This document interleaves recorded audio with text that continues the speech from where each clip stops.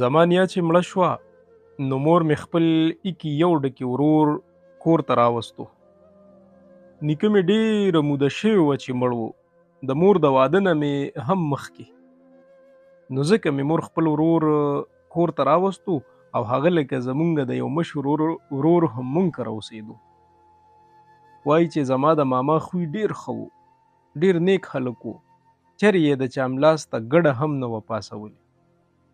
اورو چې نیک بندیان زر خاورو لځي او زما نیک ماما هم 2 ورځې تبې ونیولو او چې 3مه ورځ راتله نو خاورو ته بیا سپارل شوي وو. او چې مور مې په سبا د ورور قبر له لاړه نو د ډېره خفګانه یې په قبر بې خوده پرېوته. زموږ نورې هغه خپلوانې ښځې چې د مور سره مې د ماما قبر له راغلې وي هغو ویر شروع کړو او ما هم چغې سورې جوړې کړې او بیا د هدیرې څوکیدار شوزل کاکا رامنډه کړه او یخې اوبه یې راوړې او بیا مې یوې خپلوانې ښځې د مور په مخ د هیبته ډک کنډول اوبه ور غټ وهلې او مور مې لونده خوشتا راپاسېده.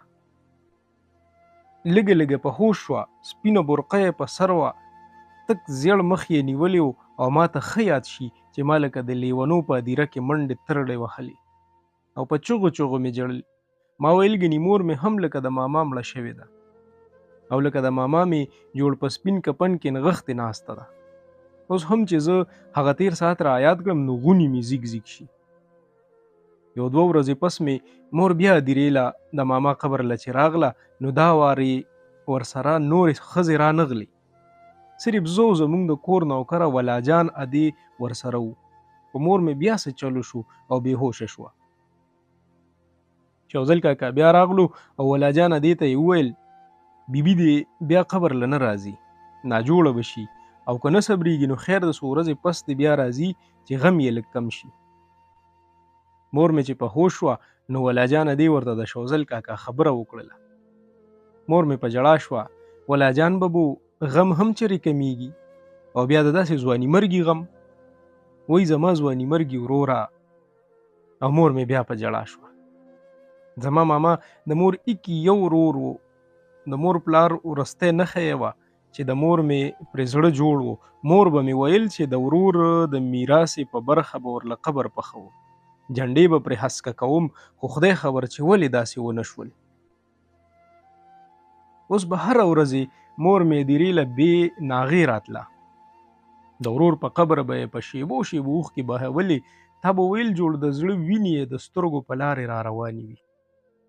قرآن شریف به یې په لاس کې و، د سترګو نه را روانې ولې به یې ساعت په ساعت د قرآن په تونه اخوا دیخوا ویشتې، په سلګو به یې تلاوت کولو. بیا یې څو ورځې پس د قرآن شریف په ځای پنجسوره راوړل شروع کړل. اوس به یوازې زه او مور مې قبر له راتلو. قبر ته تګ ورو ورو کمېدو او اوس به مې مور زیارت په زیارت قبر لتله. بیا په میاشت کې 1 ځل 2 ځله تله او چې د ماما کال مې وشو نو بیا چېرته اختر په شو قدر به مې مور ته ماما ډېر زیات رایاد شو او قبر له به راغله. او بیا ورو ورو داسې وخت راغلو چې ما مې مور ته ور یاد کړل مورې هدیرې ته نه ځې؟ نن مې د ماما 2 کاله برابر شول. او د مور به مې لکه چې سهیر شي یو سوړه سویلې به یې وکړو، هاو لورې نن د ځواني مرګي ماما دې 2 کاله برابر شول. دا 2 کاله څنګه زر تیر شول، ته به وایې لکه چې پرون دا هر څه تیر شوي وي. او سترګې به یې راډکې شوې او ما به په زړه زړه کې د هغه حالت کوم چې د ماما په قبر د هغه د مرګ په سبا په هدیره کې شوی و او د دې اوسني وخت مقابله به مې شروع کړل. دا مور مې څرنګه بدله شوه، څومره ډېر فرق دی په دې دواړو حالتونو کې. بیا داسې چلو شو چې مور به مې په اختر ادینه شوقدر هم د ورور قبر له نه تله، یا به ترېنه هیرو یا به اوزګارېدله نه. ما ته داسې ډېر نشي یاد چې د ماما د مرګ نه مې څومره موده پس دا واقع شوې وه، ځکه چې زه لا وړه ومه. خو دومره راته یاد شي چې څه موده پس ډېر بارانونه شوي وو چې شوزل کاکا زموږ کوڅې له راغلو او خبر یې راکړو چې د ماما قبر مې ټول کېناستو او د قبر خازه هم پرېوتله. څه وخت چې ورور مې مور ته دا خبره کوله نو زه ویرې واخیستم چې هسې نه په مور مې بیا څه چلو شي، خو په مور مې هېڅ چلو نه شو. هغې ډېر په قلاره دا خبره واورېدله. ورور مې وویل مورې که وایې نو زه به ځان سره څوک واخلم او قبر به سم کړم. خو مور مې ونه منل او ورور ته مې وویل په دې خټو او باران کې به څه ځان کړوي. شوزل کاکا ته ووایه چې په مزدورانو یې جوړ کړي. او بیا داسې چل وشو چې د پلار مې د دې ځایه بدلي وشوه. مونږ یې ټول د ځان سره بوتلو. د تګ په وخت مې مور ته هډو یاد نه و پاتې چې د نورو خپلو خپلوانو او پیژنګلو خلکو نه د اخنې بخنې سره سره د ورور قبر له هم لاړه شي او تر منځه څه ډېرې میاشتې کلونه واوړېدل. پلار مې پنشني شو. مونږ بیا خپل کور کلي ته راغلو. زما خیال و چې کلي ته راتلو سره سمه به مې مور د ورور قبر له ځان رسوي. ما انتظار وکړو. تر منځه هفته واوړېده. میاشت پوره شوه او نن سهار چې زمونږ د واپس راتلو تقریبا 2 میاشتې پوره کیږي. ما مې مور ته په ډېره ویره وویل مورې هدیرې ته نه ځې؟ نو لکه چې مور ته مې څه رایاد شوي وي زر یې جواب راکړو لاړه به شو که نه. خو درېږه وړومبې خو لږ سا صورت شو. سامان مو ټول ګډوډ پروت دی. هغه په ځای ځای کړو او د خلکو لخوا زمونږ دا میلمستیاګانې هم لږې په قلار شي. نه مورې زه چې نن لاړ شو. او مور مې را سره روانه شوه. او چې مونږ ادیرې ته ورسېدو نو ادیره د نوو زړو قبرونو نه داسې ډکه وه چې تا به ویل چې بس د بل مړي ځای پکې نشته. اوس د ادیرې په منځ کې هغه د غز ونه هم نه وه او نه د قبرونو خوا کې هغه ډاګه وه په کومه چې به د جنازې مونځ کولی شو. د ماما د قبر خوا کې مې یوه کرړه ولاړه وه. نن هغه هم نه وه. ما او مور مې اخوا دېخوا ډېر جاج واخیستو خو د ماما قبر مو صحیح نه کړو. مور مې چې اوسه پورې یې خپله سپینه برقه د شاته طرفه راټوله کړې نیولې وه چې د قبرونو اوچ کړس واښه او ازغي ورپورې وننښلي هغه یې پرېښوه او ما ته یې ووې لورې اوس د هغه ځواني مرګي هغه سلې هم نه ښکاري. راځه چې ځو. او هغه بیرته کور ته په ستنه کېدله. په ما د مور دې خبرې ډېر بد اثر کړی و. نه یې په مخ د غم نښې لیدې شوې او نه یې په سترګو کې اوښکې وې. په وړوکوالي کې هم په دې هدیره کې یوه تېره شوې واقعه مې تر سترګو شوه او خپله مور راته ډېره عجیبه غوندې ښکاره شوه.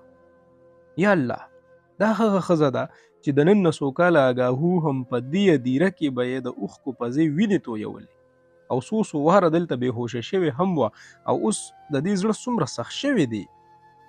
دې نه خپل ورور هېر شوی دی څه؟ او ورته مې وویل مورې تا خو ویل چې د ماما قبر به مې پخوي. هاو لورې خو څه مې کړې وې که قبر مې ورله د سرو کړې هم وي نو پرې څه ما نه پس د هغه څوک و چې به یې یاد ساتلو.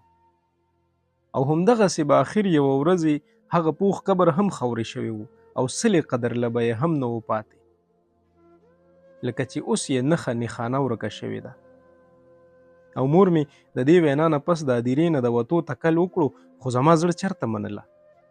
ما مې مور په ځای پرېښوده او ورو ورو د څوکیدار کوټنۍ ته ور روانه شومه او په ویره ویره ورنږدې شومه. خدای خبر چې شوزل کاکا به ژوندي وي که نه. ما لا دا سوچ کولو چې په دې کې مې سپین بمبل ګیره یو موټي اډوکي بوډا سړی د کوټنۍ سره نږدې ناست ولید. پوه شومه چې همدغه شوزل کاکا دی چې اوس د وخت په میچنه دل شوی دی او د غر هومره وجود یې لکه د واورې د ګټ ویلي شوی دی. او چې ما ورسره خبرې شروع کړې نه هم شوزل کاکا و. بابا که د یاد شي نو یو وارې د یوې ښځې ایکي یو ورور ځواني مرګ شوی و په دې هدیره کې ښخ شوی و او چې د ښخېدو په سبا یې هغه خور راغله نو د ورور په قبر بېهوشه شوې وه او تا منع کړې هم وه چې بیا د دې هدیرې له نه راځي ناجوړه به شي او اوس هغه قبر نه معلومیږي چې هغه کوم یو دی. ما شوزل کاکا ته د خپل پلار نوم هم وښودلو او دا مې ورته هم ووی چې هغه قبر زما د ماما و. شوزل کاکا راته کوز پاس وکتل او لګیا شو. بچي دلته کې ډېرې خویندې میندې د ورونو زامنو په قبرونو دغسې بېهوشه شوي دي. دا ټول قبرونه د خاورو سلي چې ته یې وینې په دې ټولو د خوږو او زخمي زړونو وینې د اوښکو په شکل کې توی شوي دي. ورو ورو وخت نشلیدونکي تار زخمي زړونه ګنډلي دي او د اوښکو ځای تش او سویلو نیولې دي. بیا دغه اسویلي د وخت سیلو وړي او ورسره یې د خلکو نه د خپلو مړو یادونه هم هیر کړي دي او د وخت سیلې په قبرونو هم تېرې شوي دي. بیا داسې یو وخت هم راشي چې د دغه قبرونو نه تش د خاورو سیلې هم ورک شي او بیا خلک د خپلو دغه مړو خدای خبر چې شوزل کاکا به نور څه ویل، خو ما نور څه وانه اورېدل، خو د مور غږ مې تر غوږو شو، راځه که نه بچې ناوخته کېږي. او ما مې مور ته په ډېره بې وسۍ وکتل او زه هم دا دیرې نه په درنو پښو روانه شومه.